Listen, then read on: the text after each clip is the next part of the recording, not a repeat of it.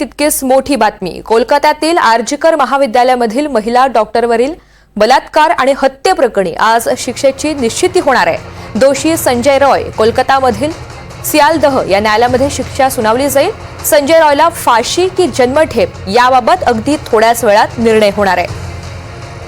रामराजे शिंदे आपल्याला या सगळ्या संदर्भात अधिकची माहिती देतील। रामराजे, संजय रॉयला फाशी की जन्मठेप या संदर्भातला फैसला आज होणार आहे। किती वेळात सुनावणीला सुरुवात होईल?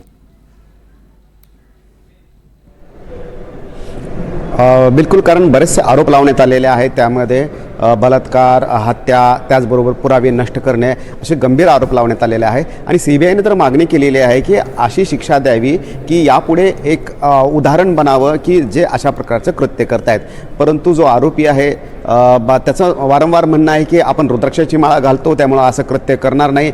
जर असे कृत्य केलं असेल तर रुद्राक्षाची माळ तुटली असती। तर अशा प्रकारचे म्हणणं जे ते वारंवार कोर्टामध्ये म्हणतो। परंतु कोर्टाने हे सांगितलं होतं की तुम्ही तुमच्या घरी कोणाला भेटता का, आईला भेटता का, आणि आईला भेटत नसेल तर का भेटत नाही, नातेवाईक तुम्हाला भेटायला का येत नाहीत, अशा प्रकारचे सवाल उपस्थित केले होते। परंतु त्यावर सुद्धा उत्तर जे आहे ते दिलं नाही आहे। परंतु सीबीआयने स्पष्टपणे सांगितलं आहे की फाशीची शिक्षा देण्यात यावी। या संदर्भामध्ये आता थोड्याच वेळामध्ये निकाल जे आहे ते वाचन केलं जाणार आहे आणि स्पष्ट होईल की कोर्ट फाशीची शिक्षा देते का आजीवन कारावास देते।